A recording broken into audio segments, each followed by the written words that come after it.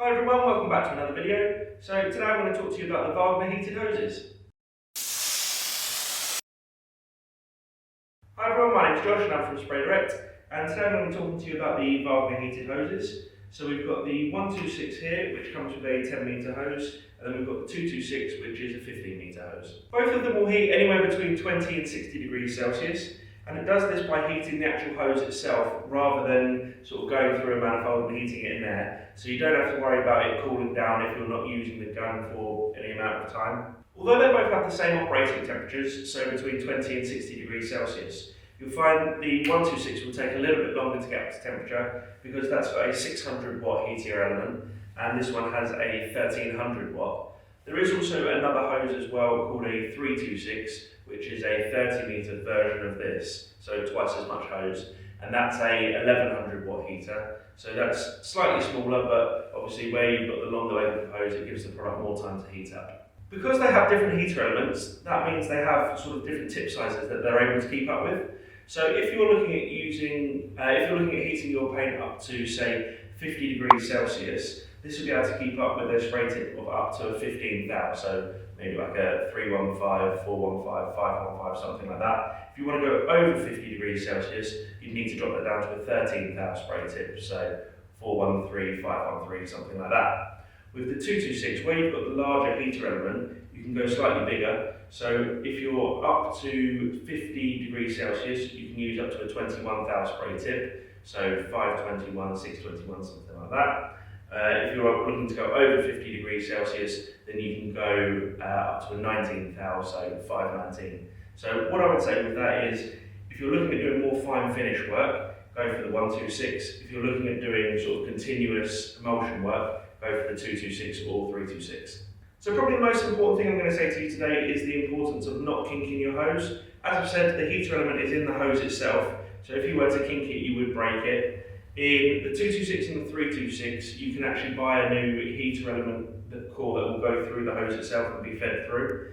On the 126, it will mean buying a new hose, which definitely won't be cheap, so you want to avoid doing that. So what do I mean by kinking?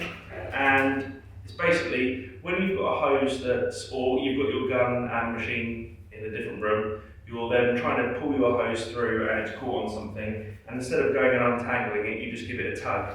And what you'll find is it's probably got a loop in it, and you pull it like that, and you'll find that it kinks there, and that would probably break your heater element and it would need to be replaced. So definitely want to avoid doing that. One of my favourite bits about both these hoses is how they've been designed and how easily they integrate with pretty much any spray system with a 1/4 inch inlet. It will attach onto any gun with a 1/4 inch inlet as well, so that's the same for both of them, so really easy to use. And on the 126 here, it literally just bolts onto the outlet of the machine, and this would be the same for any machine you've got. On the SF23 we've got here, it's really nicely integrated and really easy to do because we've got plenty of space around it. It's the same with most units. If you had like a Graco machine, chances are it will fit onto most of them, but machines like the GX21 and the GXFF, you're going to need some sort of elbow or adapter to sort of space it out and give you a bit more room. But again, easily done if you wanted to. So it's as simple as that to fit on. Obviously you're going to want to nip it up with a spanner. And they're both 240 volt, so they will need their own power supply. They're not available at 110 volt. With the 226, it's again really nicely designed. So we've got a couple of fittings here, so when it comes, it will come like this, and it will be screwed onto these two fittings at the top. They are completely false fittings, they don't actually do anything, they're just there to hold your hoses in place, which is a really nice design, and keeps it super easy to keep it tidy. So you've got this hose on the back, which is for connecting onto the outlet of your machine. So on the SF it would go there. And then we've got our main spray hose, which then feeds through this part here, and we can unlock it and pull it through and pull through as much as we need. And then at the end of the day, when you finish, wind it up,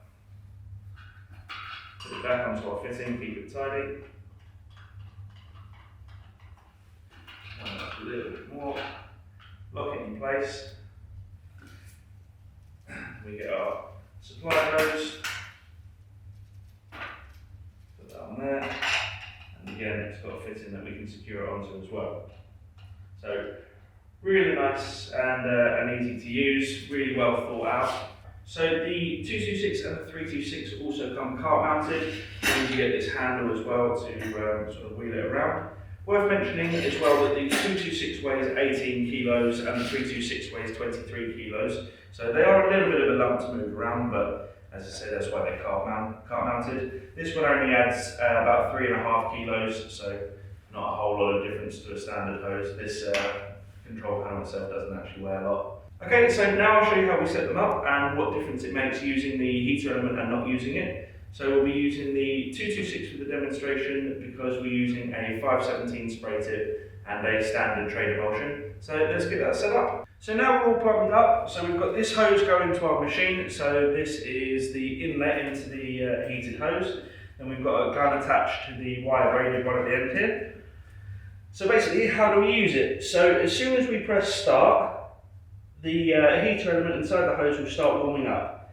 So the preset temperature is 40 degrees. So we tell that 40 degrees Celsius, and that little dot in the top corner means that the heater element is on. So if we want to increase that, literally just press the plus button, and you can see that the C there is flashing. What that means is we're kind of in set mode, and if you want to OK that, you need to press start within 3 seconds. Now you can see that this light is flashing. All that's telling you is that it's over 43 degrees and that you need to be cautious of it, so it's going to get pretty warm. If you then drop that below 43 degrees, or 43 degrees, press start, it will stop flashing because that's deemed sort of a safe zone. You can press a cold and it will go all the way up to whatever temperature you want to go to, so the max is 60. Then you press start within 3 seconds, and you can see the lights come on telling us that the heater element is on and trying to get it up to that 60 degrees. And we can drop it down again. So if we do a test here, if I drop it down to say 50 degrees and don't press anything, after 3 seconds it goes back to the 60 degrees because we didn't press start. If at any point you want to stop heating, simple, just press stop. So that's pretty much how you use it, really easy to do. Obviously to uncoil it, just undo that. You've got a little hose reel there as well. Make sure it goes through the feeding bit, and again, make sure you definitely don't kink it. Also worth mentioning, there's no need to go crazy with the temperature. You don't need to have it set at 60 degrees all day long. If you think about it, if you were at home and ran a bath, chances are it would be somewhere between 38 and 40 degrees Celsius anyway, so you're warming the paint up quite significantly up to say 40 degrees. Especially if you're the sort of person who would leave their paint in the van overnight and it would get to 0 degrees, and then if you're lucky when you bring it inside to spray in the morning you might get it up to 5. So it will make a massive amount of difference. Also added benefit in the winter, you will, by the time you've been using it for a little while, the gun itself will actually heat up as well, so you've got a little hand warmer built in as well. So the test we're going to do is to try and demonstrate what influence heated hoses have on our spray finish and the pressure we're spraying at. So the first thing we're going to do is spray a trade emulsion with a 517 spray tip, and I'll demonstrate what pressure we need to be at in order to get a good finish. Then what we'll do after that is turn on our heated hose up to about 40 degrees Celsius and basically see what pressure we can get down to and get the same finish. The hose is already primed with material, and once we want to turn it on and get the heater going, you'll need to leave it for a couple of minutes for it to get up to temperature, and as long as you're spraying with a spray tip smaller than I said earlier that it can keep up with, it will be able to sustain it once it's up to temperature. But don't sort of turn it on and think you'll be able to spray it straight away. You'll need to leave it for a few minutes to get the paint in the hose up to temperature, and then from then on it'll be doing it continuously. So let's give that test a try. So like I said, to start off with, we're going to be using just a standard trade emulsion 517 spray tip, and we're about 1200 psi. So let's give that a try and see how it looks.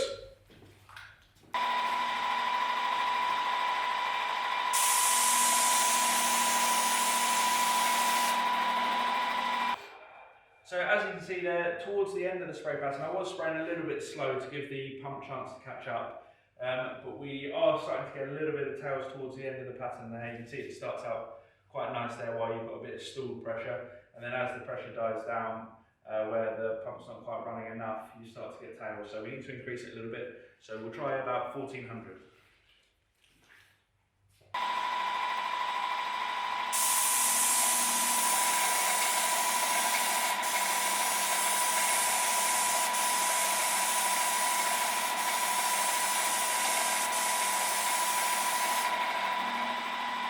So as you can see there, 1400 psi was plenty of pressure, looked good, so carried on spraying. But as you can see there, no tails at the top there wasn't any at the bottom, and yeah, nice finish all the way through. So to atomise this paint, unheated, 1400 psi. So to turn it up to 40 degrees, literally all you have to do, press start, and a standard, the preset temperature will be 40 degrees. So you can see we've got 40 degrees Celsius, and the heating light is on there. We can adjust that, like I say, press start and it will lock that in. But for the purposes of this experiment, we're going to go 40 degrees and we'll see how we get on. So leave that a few minutes to heat up to temperature, and we'll come back to that in a minute. So we're ready to start spraying with the heated hose now. So we've got it set to 40 degrees. Lights turned off in the top left hand corner, so it's sort of maintaining temperature, and the majority of the paint inside the hose is up to temperature now as well. So we'll start at 500 psi. Worth mentioning also that the pressures I'm talking about are stall pressures, not dynamic pressures, or basically the pressure the gauge will drop down to when you start pulling the trigger. So bear that in mind as well when you're setting your machine up. So we'll give this a try now, 500 psi at 40 degrees.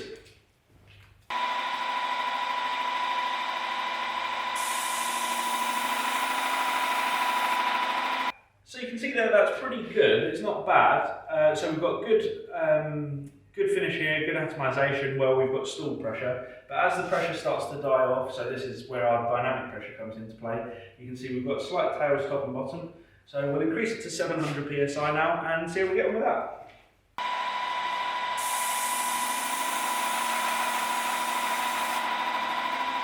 Well, I'm pretty happy with that, 700 psi. We've got, I would say, slightly better finish. You can see finer atomization there than you can here. Obviously going to be hard to pick up on camera, but you have to take my word for it.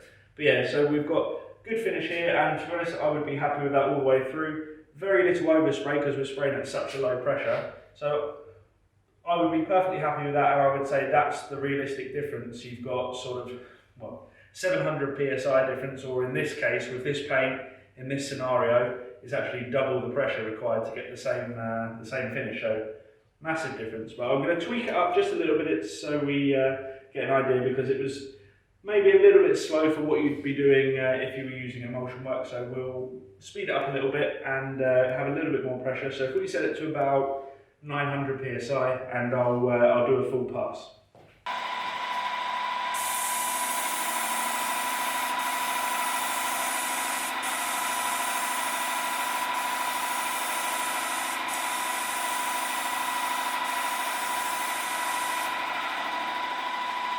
Okay, to be honest with you, yes, that increased speed, but I actually wouldn't spray like that. I'd have gone back to the 700 psi because I didn't notice a whole lot of difference, other than the fact I was getting more overspray. I hope that picks it up on camera, that you're able to see the difference there. But there was a decent amount more overspray than there was with at 700 psi. So there you are, that's the results. Well, I hope you've enjoyed the video, and I hope you found it useful. Like I say, that was a test using a Wagner 226 heated hose with a standard trade emulsion. Obviously your results may vary depending on the product you're using, the starting temperature it was at compared to the temperature you set it to. Again, like I say as well, no need to go all the way up to 60 degrees unless you've got a real thick, heavy material that really requires it. This isn't also an excuse that you can leave your paint in your van overnight. Always try to keep the chill off it and keep it inside where possible, so you're not asking as much of the heated hose. If you're asking it to bring it up, I don't know, 25 degrees Celsius rather than the whole 40, it will make its life a lot easier. You also need to be able to get it into your pump in the first place, so that will make a difference as well. If you've enjoyed the video and found it helpful, then make sure you give it a thumbs up. And if you want to make sure you don't miss out on any new videos, or make sure you subscribe to the channel. Also, if you hit the notification bell, that way you won't miss out on any new offers or content. Thank you very much for watching, and I will see you in the next one.